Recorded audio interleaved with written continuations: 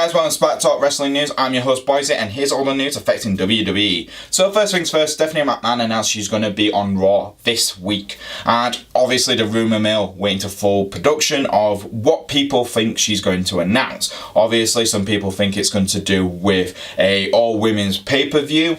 Why not? It could be interesting. It might just work if it's booked correctly, but seeing as the women's division on both Raw and SmackDown have been booked absolutely terrible, and it seems like we've gone back to 2008, it's rather scary if that's the plan.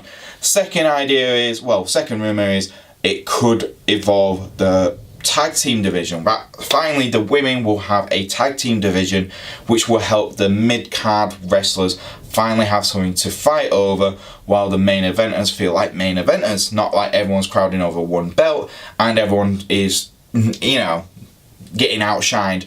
This could work. I think it most likely is going to be this, that it's going to be a women's tag team tournament to announce the first ever WWE Women's Tag Team Champions.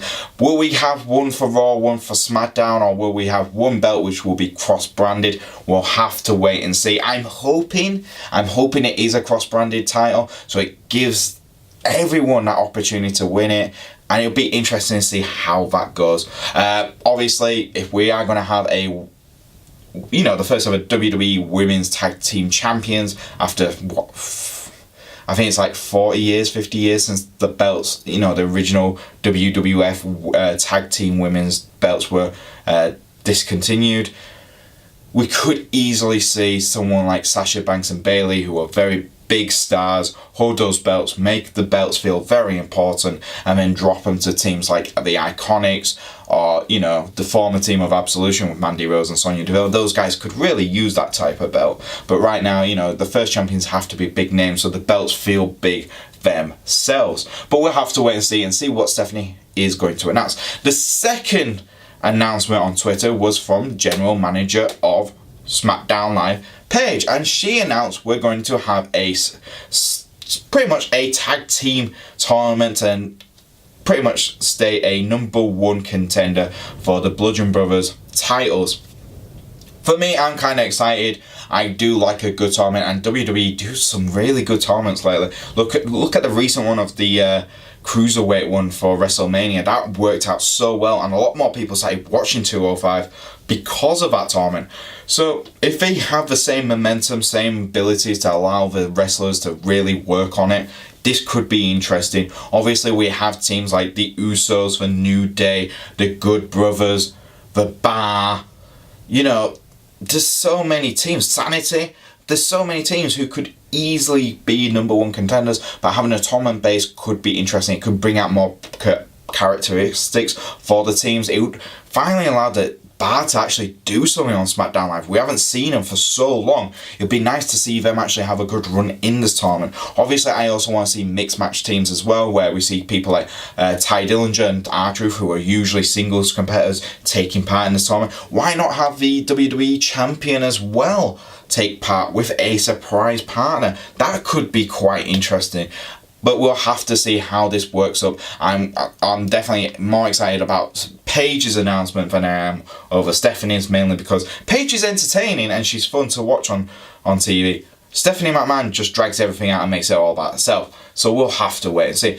On the other news for this week in WWE is the statements which came out from not just Titus O'Neil, but also the New Day. Now these were two very different type of statements, but very much respectful for the subject matter. And the subject matter was Hogan's reinstatement into the Hall of Fame. Now the New Day were pretty much, I think, being the most respectful, yet being very optimistic and being very wary of Hogan. And it was pretty much, look, if the guy has changed and he's working on being a better person and he's teaching people, this is how, especially kids, look, I made mistakes, don't follow my mistakes, be a better person, then good on him. He definitely, obviously his achievements in the ring does put him into the Hall of Fame, but what he did outside the ring obviously pulled him out of that kind of limelight, and it turned Hogan into like a poison kind of character to be around. And obviously he has worked a lot with trying to change how he's seen, and just learning from his mistake. And if he has learned a lot from this, and he is truly regretful for what he said. Think good on him. But it's always, you got to take it with a pinch of salt. Obviously, the New Day aren't stupid. They know exactly where the company's coming from with this. Titus O'Neil was pretty much stated, look, Hogan did a lot in the ring. I've got to respect him for that. But what he did outside the ring, I can never forgive. It's, you know, it's people like this who make it difficult for people like myself to, you know, even get into this company. So I can understand where Titus O'Neil is coming from. A lot of people, it was a lot of rumours saying that Titus walked out, he didn't shake Hogan's hand and all this. Far from the truth.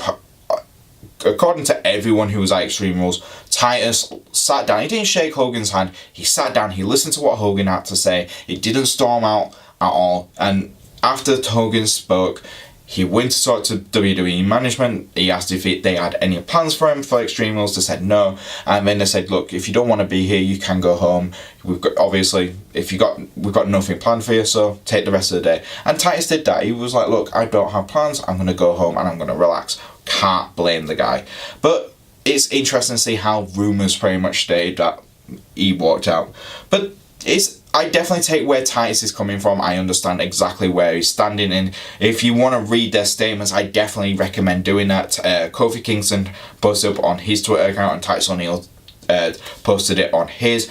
Definitely check them out, guys. And that's all the news really from WWE for this week. If you do like our videos, please like, subscribe, and press that bell so you can keep up to date with all our videos. If you want to follow us on Twitter, you can do at SmackTalk YouTube. That's YouTube. And you can follow us on Instagram at it's pretty much at SmackTalk Wrestling. And if you want to follow me on Twitter, it's at Boise88. And thanks for watching, guys, and I'll see you guys next time on SmackTalk Wrestling videos.